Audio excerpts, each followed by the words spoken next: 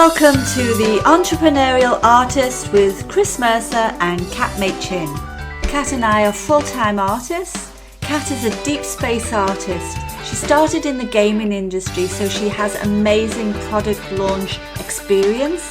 She's a marketing guru and a Kickstarter expert.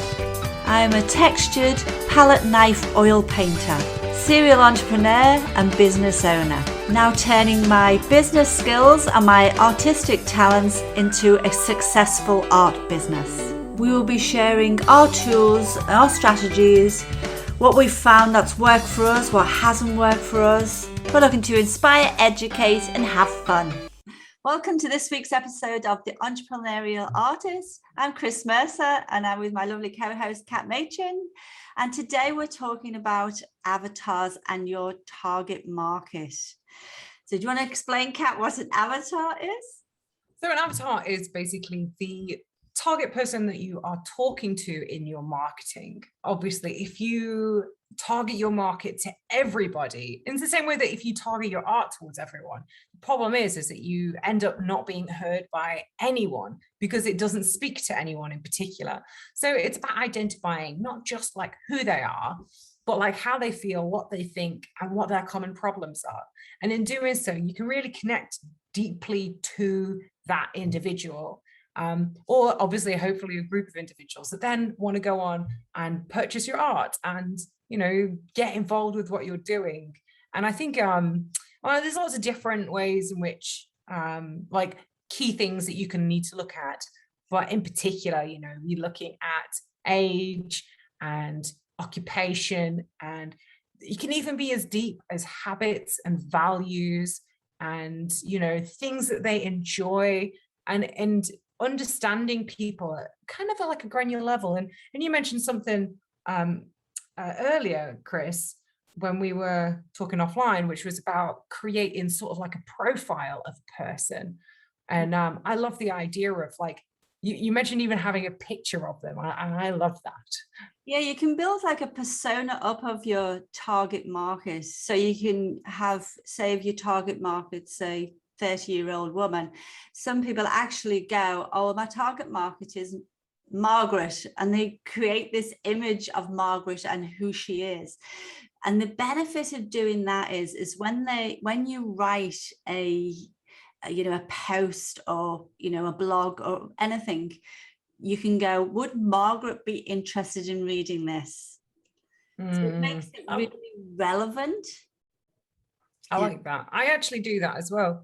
I have a few personal like close friends that are like within my usual like avatar, I guess. And when I'm actually writing any emails that I send, I always write their name at the beginning, like physically. Obviously, eventually I take it out because, you know, if your name's Margaret, you don't want to be receiving an email that's like, "Hi, Ben."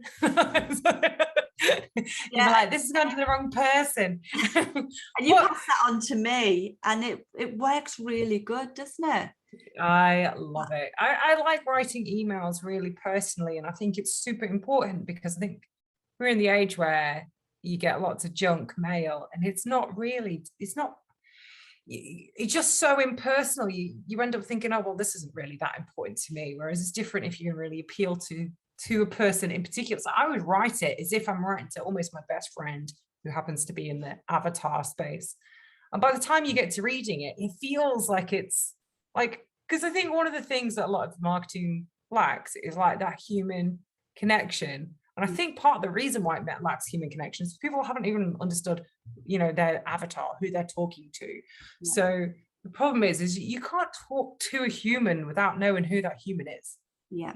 And that's where you can build on that persona as well, because you want to know everything about, say, Margaret, we're talking about everything about her. You know, where does she like Netflix? Where does she like shopping? Is she a brand person? Is she a person doesn't give a damn about brands and things like that? Because you'll speak to that person differently than you'll speak to somebody who likes brands or, you know, likes traveling overseas versus somebody who travels around Australia, doesn't travel at all. You'll speak differently to them. So it really helps you in your copy to nail that. Who is it? I like that. And was just thinking, like, you know, last week we did values. And if you haven't heard that episode, go back and have a listen. But like understanding your values, but then also understanding the values of your avatar is really, really important. You know, like some people's values, like family is very, very high value to certain groups. But, you know, and you would include like aspects of that, you know, in your like marketing in some place, you know, like for instance, you know, a lot of people's artwork is about creating these beautiful family homes. Yours is not necessarily, I don't know if your art specifically is family orientated, Chris, but it's certainly like about creating homeliness, Yeah, and that kind of stuff. Whereas that's like absolutely not what mine's about at all. So, and the people that are in my avatar, like my avatars, aren't that geared towards that aspect of it. They're geared to like different things. So that's kind of like what I like, is that there is no right or wrong answer with avatar, because everybody's avatars are different. There's no one like this is the avatar for all artists, because I think that's the one thing, is that you know, you can obviously look at different people in even within space. Like, so I'm a space artist, so even within space artists, I'd say that there are lots of different avatars. I've probably identified five different sections, and whilst I would say that I've got people that like my art for different reasons, predominantly it's like one or two of those avatars, and that's how I can really like not to hyper target people, but just talk to them on their level, because I think everyone wants to be spoken to on their level. So how did you discover who yours were? What did you actually put into place to do that? Look, I know that this isn't really ideal for a lot of artists, because like a lot of the time I realized that I learned what my avatar was just through like who my followers were and like who I was selling to. And I know that not everyone, you know, a lot of people are starting from like a ground zero where they've got none of that stuff in place yet. So I think, look, until you have like, because I believe in like data, and I think it's really important to build out your avatar based on some actual things that you can, you know, you can see it. But until that point, you can just have a good solid guess. And like, as with all the different things, as with like doing your mission and doing your values and all of those things, like you often start with an idea. You have to have a starting point. So I think don't worry.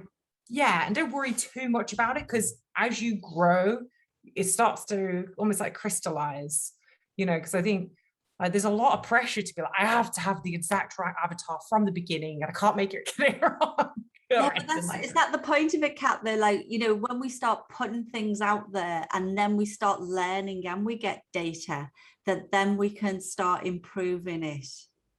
So just that kick 100% to get us going. Yeah. So I don't know if this is really solid advice, but if you have no idea where to start, I often start with myself as the avatar, because I'm making art for myself, but then I'm extrapolating that out into, so that was kind of like where I started. And then I was focusing on the three F's: friends, family, and anyone foolish enough to be within 5 feet of me. And looking at which of my friends and which of my family were really into the art that I was doing. Because like often if you're starting small, you've got to start by looking at what is available to you. So there are some of my family members that are really into what I was doing, and some of them really weren't into what I was doing. So I was looking for similarities. Now, of course, sometimes people just want to, you know, support you for being you, and that's a-okay, but you'll find that there'll be some sort of trend in there. And then obviously looking into your followers now, like you don't need hundreds of thousands of followers to work this out. Just like, you know, even if you've only got 100 people that follow you, or even only 50, or even if it's only 10, you can just like literally ask people about like what, like one of the things that I think is really useful for building understanding of avatars is asking questions. And literally like nothing's stopping you if you know, obviously having an Instagram and having a Facebook and all of that stuff's free. Twitter's, you know, you can make all those accounts free and you can ask questions, and questions are amazing. So you can be like, oh, hi guys, you know, do you prefer, you know, it doesn't have to be like, do you prefer chocolate ice cream or vanilla ice cream? But maybe It could be like trying to understand them as people. So like, you know, which is more important to you, family or adventure? And just seeing, like, just asking question after question. And, you know, you can, because I think one of the things we're always doing is like trying to get engagement with our artwork, right? One of the great ways of getting engagement is asking questions. So when you're posting the pictures of what you're doing, ask questions, you know, and in a way to like get to know people. And once you start to put all of those answers together, you start to get a picture, you know. So for me, my common theme with all of my followers most often is that they're all bloody stressed. Oh my gosh, the poor people. That they are, a lot of them are professionals, often in like IT or medicine or you know, or what I would consider like nerdy jobs, like high tech, or like you need a lot of education or something like that to get those jobs, and they're high pressure, high stress environments. Often they like, you know, science. They like to think of themselves as big thinkers. Love that. Enjoy feeling intelligent. They're often sci-fi fans, and you know, they are, as I said, very stressed, and they often like to look at my artwork as a way to de-stress. Now, originally, that's not how I spoke about my artwork, because my artwork to me means something different from a lot of my audience. But I'm just come to peace with the fact that for me, a lot of my artwork is a bit spiritual to me. It's a bit weird because I'm not religious in any way, but I find like looking at the cosmos gives me these moments to, you know, it's like a philosophy, you know, looking out into space and pondering the meaning of the universe. And I like to do that because I get this sort of deeper sense of connection with the world, but people like to do that often because it's de-stressing. You know, it gives them a sense of. When you found out that, Cass, did you start changing the language that you would use to? 100%. Yeah. And that's what it's for. This is what we're trying to emphasize. You know, once you get information, like you can connect the way people are wanting you to, I suppose. That's right. And I think one of the cool things is that once I did start to change the way that I spoke about my own artwork, things started to take off even more. Like, and I think that's really important. So just being able to adapt, and it doesn't change the necessary meaning of the artwork per se, but it's talk about who is interested, because, you know, like some people might look at an artwork and it, you know, they like it because you know, it relaxes them. But some people might look at the artwork and be like, they like it because it brings them intense joy and color and vibrancy. So, you know, like, and it's just finding those trends. And what you can find a trend within your general follower base, but then obviously once you start to make sales, it is so important to get to know your buyers. Like, I think asking questions is so important because it really gives you this overall insight into, you know, who it is that's actually interested in your work. And I think it really allows you to understand, like, obviously not just who they are, but where to find them. I think that's another challenge that a lot of artists have, is like, oh, okay, well, I have all these people but where are they? Like, I know who it is. Where am I finding them? Yeah. And when you're starting off as well, you know, like you might be selling to friends, family, and people you know, through your own network. And then that way is so easy to give a questionnaire to them because they're extremely open to helping you get where you want to go. So, you know, that's an easy one. You can find out all sorts of information from them there. Yeah. For sure. And I think it's important because I think one of the things people are worried about when it comes to marketing is being okay with not being for everyone. Yes. Yeah. You know, and I think we've got a lot of this. Anything, are we? Right. Yeah, we think, oh, well, you know, if I cut my market down, if I'm only talking to this specific group, what about this group and this group and this group and this group? Like, it's okay. Like, if people really like your artwork and they are, you know, they're in slightly different avatar, it's not going to stop them from purchasing it. But what it will do is it will make you really, really, really hyper appeal to people that are in your target audience and your target market, and it will have this doubling effect, because it's just a better way to communicate. I think in general is just having someone to actually talk to, because it's weird, isn't it? You get there and you're in front of your camera and you're not looking at a person, you're looking at your screen. So in your mind, you have to really realize who you're actually talking to on the other side. Like, it's different if it's like me and you and we're having a conversation and we're talking face to face. You guess what, can pick up all the social cues and you understand how to appeal to someone, or like how to communicate your important stuff to them. You go all weird, don't you? I do. You start writing things and typing things, and sometimes it just comes out like you're not talking to a human being because you've tried to be a little bit proper. I know you're okay with that, but you're over that. But like, it's weird because I've seen some of these adverts a few days ago. A few of us are going through a marketing course, and then the guys who were teaching us would put the adverts up, and you just think, when they're explained and broken down, it was just crazy what people were doing. First of all, too much information. You're trying to kill 10 birds with one stone. And I suppose we do that with copy as well. When we're speaking to our avatars, we're trying to get 10 different avatars with one piece of copy. So we've just created confusion.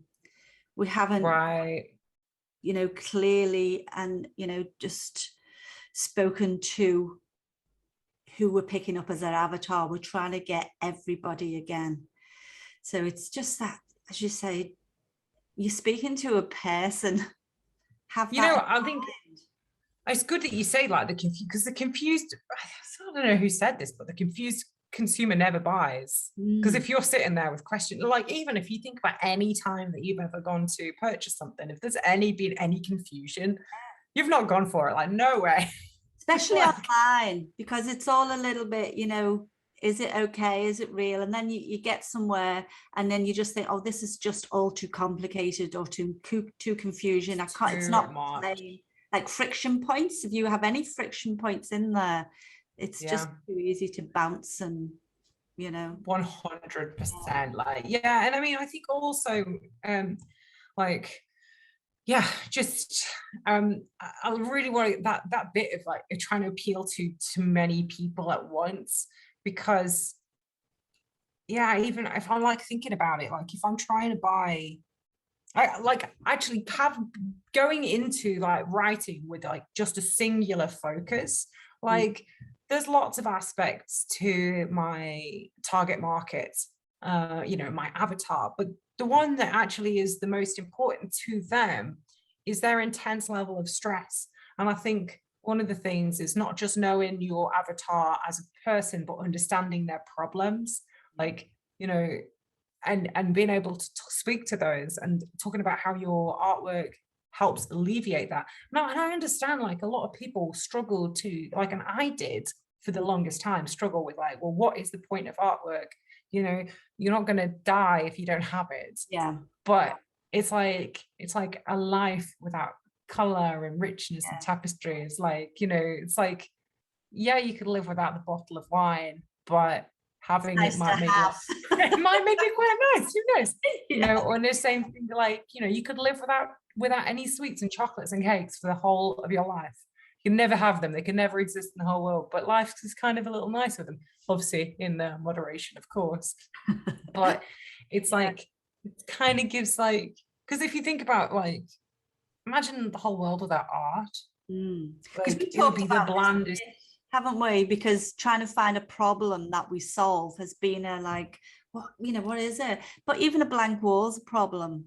It has took me a long time to sort of accept that, but it's the thing that you're talking about there. It's nice to have. Blank walls are fine, they're not going to kill anyone, but isn't it beautiful when you have visitors walk into your house, you walk into your house and it's it's exactly how you'd love it to be. You're proud of it, and it's we know what it's like, don't we? It's lovely to have that feeling, that sense of being welcomed into a space, and feeling safe and happy in like you know, like when I was, because I like, obviously when you were selling, like I'm not selling a painting, we're selling something different. Like for me, I'm just selling like this experience to connect to the universe and to feel just this intense relaxation. For you, you know, like when I was a cleaner, I used to clean houses for a living, for a very small period of time in my life, which is that's a whole nother podcast in itself, the lessons I learned from that. But I didn't sell cleaning houses. You know, I was selling being proud, like having pride in your home and seeing people come home and just to their house and it's like perfect and it's just all nice and laid out and they just feel like, you know, when you've had a shower, gone out the bath or had a fresh shower and you get into bed and it's clean sheets and they smell amazing and you're like, oh, it's like that feeling. I don't know how you put words on that. Yeah. Everyone knows that feeling though. Right. So, and I think understanding that there's a need for that, you know, like a need for creating safe and warm and inviting places for people to be. Or in my case, moments for people to check into the universe and check out of stress, I would say. Nice. Oh, I'm going to write that one down. We've got the recording, you're fine. Yeah. Rewind that. The other thing is that there can be like many avatars to your business. So even mine, like I've got original paintings, but prints would be a different avatar because it's a different price point as well. So that's okay. And it's like when I'm targeting my prints, then I'll do a different kind of marketing for the prints. Or if I'm doing products, there'll be a different market again. So you can have quite a few avatars, but just treat them differently each time. Yeah, and I love that. That makes a lot of sense, you know. And it doesn't mean that you can't have multiple avatars, right? It's just that in that one piece of correspondence, be it a video, be it a DM, be it an email or whatever it is, you're just talking to one at that one time. But then you might have another ad or another piece of email that goes out to a different group, you know, and you're right. You know, and it's funny because like also my different platforms have different avatars. So the person that I speak to when we speak to on Twitter, like predominantly my Twitter is academics.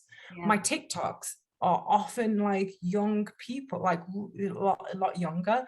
My Instagram people are different. My Facebook people are slightly different. Instagram and Facebook are very similar. And it's been able to talk to people on their level wherever they're at. And as you say, like, you know, the way that you would talk to someone that for me, this buying a $5 digital bundle is actually a little different from the average person that is buying the $20,000 painting, because the $20,000 painting for me is often someone that is like a medical professional, and the person that's buying the $5 bundle might not even be, they might well be a medical professional, but they might not be in the US or Australia. They might be in India or in Brazil, or they might be someone that is, you know, maybe it's like I've got like a lot of students and that kind of stuff. And they, you know, so their financial means, but also their place in life is slightly different as well.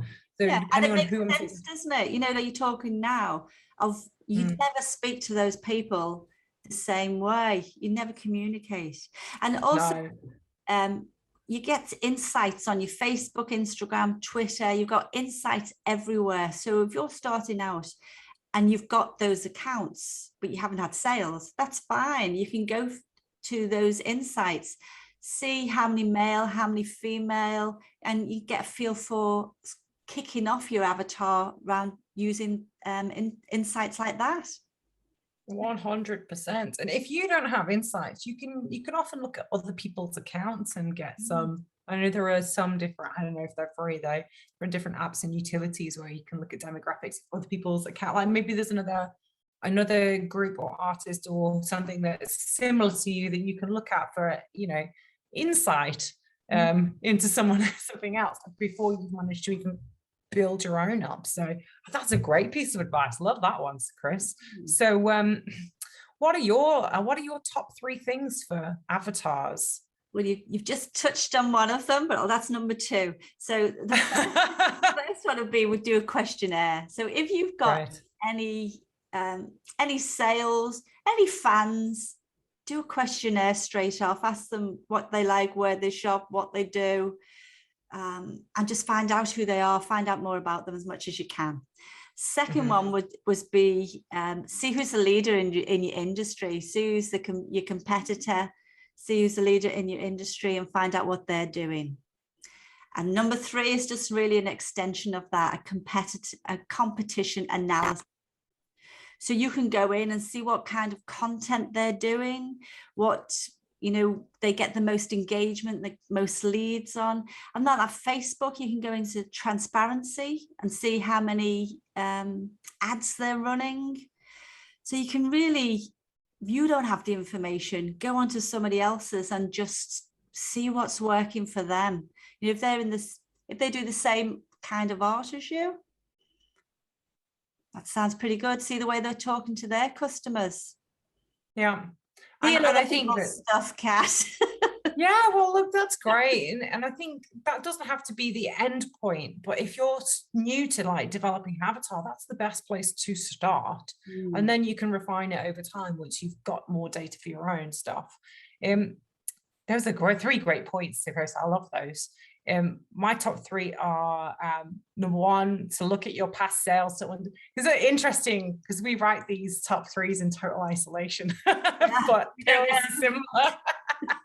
So my number 1 is you can look at past sales to understand your avatar, and it's just important. And also consider, as you mentioned, bracketing those sales. So look at you don't necessarily need to look at them across the whole board, but look at the $5 sales, and look at the $100 sales, and look at the $1,000 sales, and see if there are anything specific that's a trend between that group.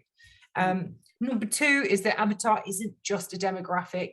It's often a common problem or a common interest. So a common problem might be that, you know, people are feeling very stressed in my case, and they want to have time to de-stress, you know, and that's really important to not just understand who they are, but like how they think, what they're feeling, and those kind of things.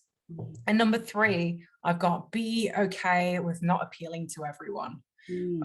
Because when you talk to everyone, you're talking to no one.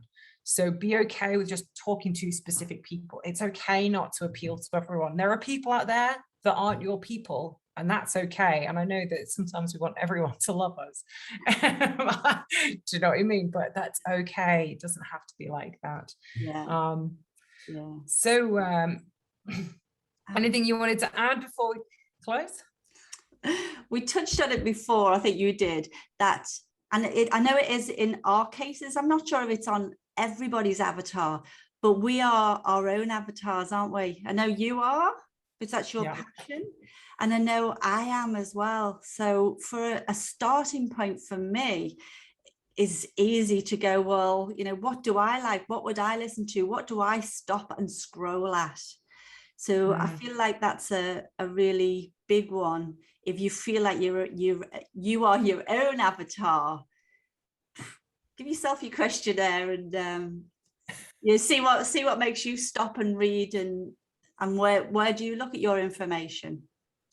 I like that. That's a really good point. So anyway, thanks to everybody that's listening. I would love to know what your avatar is. Make sure you write in the comments. We do read them all. And if you have any suggestions for future episodes, pop that in the comments too. Don't forget to follow us on all the different social medias. We'll put the links in the description. Next week, we are talking about planning and getting it done. Because what's the saying? If you fail to plan, you plan to fail. So we're getting it done next. All right. Thanks for listening, and we'll see you next week. See you next week.